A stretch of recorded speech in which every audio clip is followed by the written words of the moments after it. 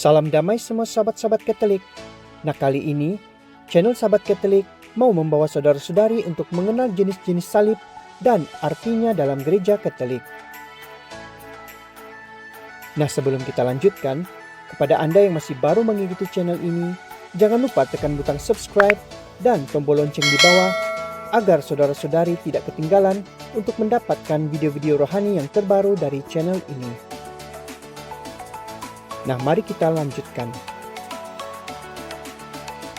Saudara terkasih, sebagai umat Kristen Katolik, terdapat lebih dari satu bentuk salib yang digunakan dalam gereja Katolik yang memiliki keunikan dan maknanya yang tersendiri.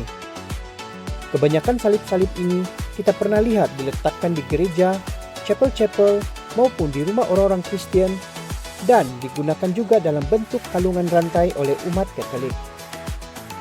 Nah, berikut adalah beberapa bentuk-bentuk salib yang dikenal dari makna penggunaannya dalam gereja Katolik.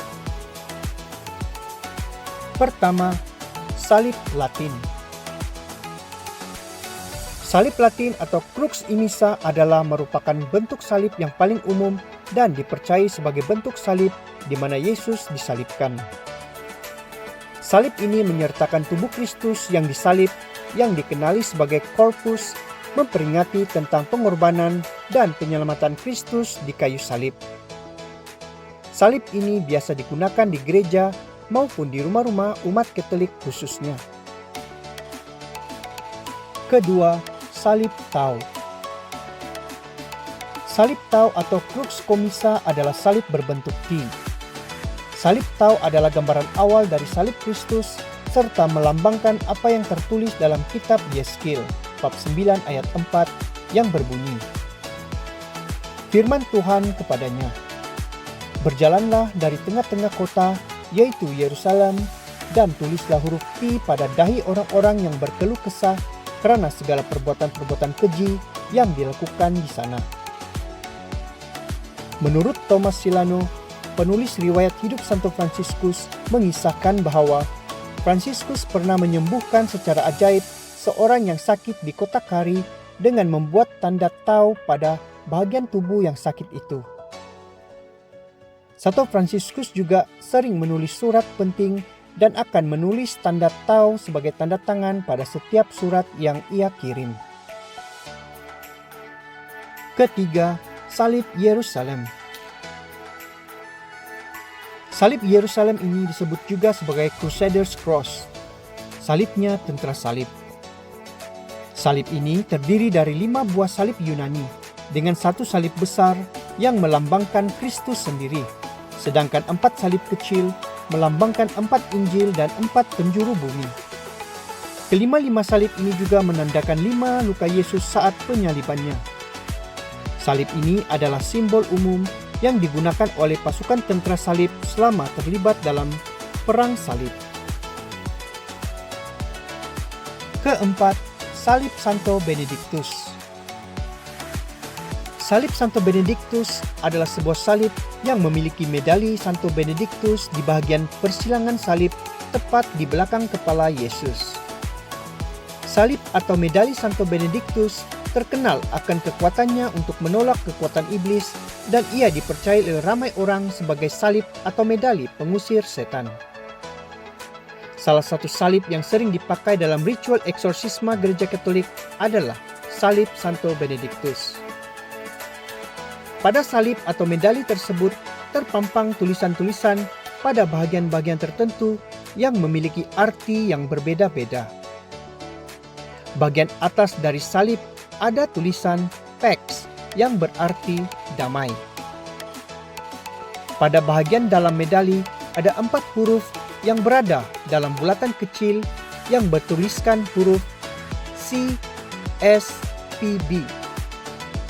C artinya crux atau salib, S artinya sancti atau santo, P artinya patris atau bapa, B benedicti atau benedictus, yang arti keseluruhannya adalah salib Santo Benedictus. Kemudian di bagian salib terdapat tulisan huruf C, S, S, M LND-SMD, yang dalam bahasa Latinnya Crux sacra sit mihi lux nunquam draco sit mihi dux, yang berarti semoga salib suci ini menjadi penerangku. Jangan pernah biarkan si iblis menjadi pembimbingku. Manakala di bagian tepi medali, kalau kita perhatikan, ada huruf V, R, S, N, S, M, V, S, M, Q, L, I, V, B, yang dalam bahasa Latinnya Vade retro satana, nunquam sed mihi vana sun malaque libas, ipse venena bibas, yang berarti enyahlah setan. Jangan nasihatkan pemikiran yang sia-sia kepadaku. Cawan yang engkau tawarkan adalah kejahatan. Minumlah racunmu sendiri. Kelima, salib San Damiano. Salib San Damiano dipercayai dilukis oleh seorang seniman asal Umbria pada abad ke-12 dan ditempatkan di Chapel San Damiano di Assisi, Italia. Menurut kisah hidup Santo Fransiskus dari Assisi, di hadapan salib inilah Santo Fransiskus bertobat dan dipanggil oleh Tuhan untuk memperbaiki gerejanya. Setelah Santo Francis meninggal, salib San Damiano kemudian dibawa oleh para sister-sister Claris ke San Giorgio pada tahun 1257 dan sekarang berada di Chapel San Giorgio di Basilika Santa Clara dari Assisi.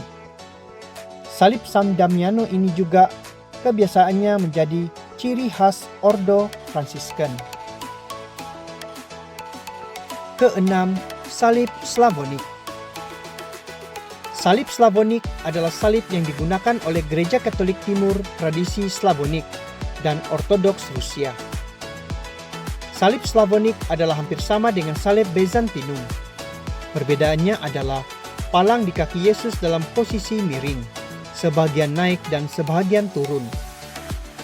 Ia bermaksud bahwa Kristus tanda perbantahan yang akan mengangkat orang-orang yang percaya kepadanya dan menjatuhkan orang-orang yang menolak Dia. Sisi palang yang miring ke atas menggambarkan pendosa yang bertobat dan akan bersama dengan Kristus di surga. Sementara palang yang miring ke bawah menggambarkan neraka dan pendosa yang tidak bertobat.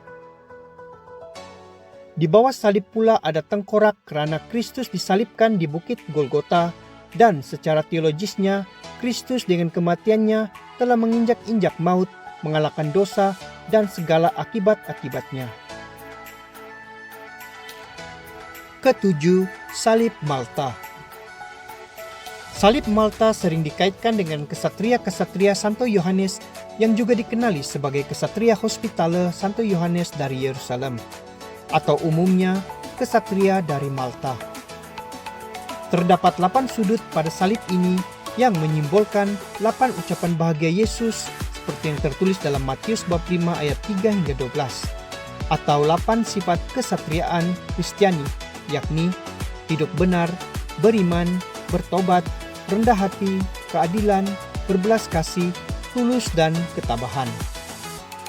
4 bidang mata panahnya melambangkan 4 sifat kodrati, yaitu kebijaksanaan, penguasaan diri, keberanian, dan keadilan.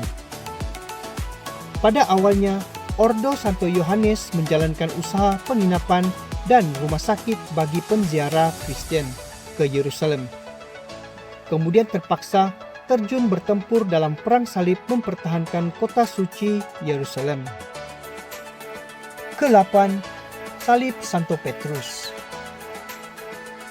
Dalam era modern, salib terbalik kerap digunakan sebagai lambang satanis atau pengikut gereja setan. Bahkan, ada di kalangan non-Katolik mengejek bahkan menuduh Sri Paus sebagai anti-Kristus atas alasan kerusi Sri Paus ada lambang salib terbalik. Dan ini boleh membuat banyak orang Katolik berasa bingung jika tidak diberi penerangan sebenar tentang makna salib terbalik dalam sejarah gereja Katolik. Sedangkan salib terbalik yang digunakan para pemuja setan tidak ada kaitan langsung dengan salib terbalik Santo Petrus. Salib terbalik Santo Petrus menurut sejarah tradisi gereja Katolik sebenarnya memiliki makna unik yang tersendiri, tanpa ada sedikit pun makna jahat di dalamnya. Dalam tradisi Gereja Katolik, salib terbalik ini disebut juga sebagai salib Santo Petrus. Ini karena saat hendak dimatir di kayu salib, Santo Petrus menolak untuk disalibkan tegak sebab ia merasakan tidak pantas disamakan dengan Tuhannya. Maka Petrus meminta untuk disalibkan terbalik sebagai bentuk kerendahan hati dan penghormatan kepada Kristus. Selain itu juga, kita tahu bahwa Santo Petrus merupakan paus pertama Gereja Allah. Maka, tidaklah aneh sekiranya ada beberapa kerusi Sri Paus memiliki ukiran salib terbalik, yang mana ukiran ini tidak lain dan tidak bukan hanya mau menandakan bahwa kerusi itu adalah kerusi kepausan yang mana Santo Petrus adalah paus gereja yang pertama dan diteruskan hingga ke hari ini. Tentunya lambang salib terbalik ini sudah jarang kita temukan di gereja di era modern ini, akibat penggunaan lambang ini oleh para pengikut gereja setan atau pemuja setan.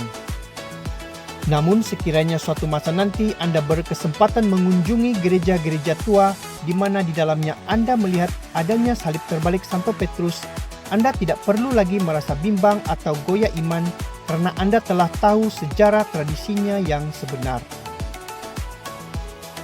Kesembilan, salib Santo Andreas. Salib berbentuk X ini menggambarkan Santo Andreas, saudara Petrus, yang mana menurut sejarah Gereja Katolik, Santo Andreas telah disalibkan dengan salib berbentuk X ini. Santo Andreas telah disalibkan dengan salib X ini di Patras, Yunani. Sebelum ia meninggal, Santo Andreas telah disiksa dan dihukum cambuk oleh 7 tentara dan diikat di salib. Dengan cara demikian, mereka bisa memperpanjangkan masa sakit dan masa siksaannya. Seorang pengikut Santo Andreas yang turut menyaksikan hukuman Santo Andreas menceritakan perkataan yang diucapkan oleh Santo Andreas sebelum ia meninggal dunia. Ternyata keinginan dan cita-cita saya bisa terkabul di mana saya bisa turut merasakan masa bahagia dengan disiksa dan disalib seperti Tuhan Yesus. Bahkan pada saat ia disiksa pun tiada hentinya ia berkhotbah sambil dihukum cambuk. Ke-10, salib Yunani. Salib Yunani adalah salah satu salib yang menggambarkan bentuk artistik yang umum dari salib. Salib berbentuk seperti tambah dengan lengan yang sama panjang ini dibuat untuk mempermudahkan penyamaran Kristen dan membantu pengikut Kristus pada era gereja perdana yang teraniaya untuk menyamarkan identitasnya. Nah, saudara terkasih, demikianlah tadi jenis-jenis salib dan artinya dalam Gereja Katolik. Semoga ulasan ini dapat memberi manfaat bagi pengetahuan rohani kita. Nah, kepada Anda yang masih baru mengikuti channel ini, jangan lupa untuk terus mendukung channel ini agar terus berkembang. Semoga kita bertemu lagi di video rohani yang selanjutnya. Sekian dan Tuhan memberkati.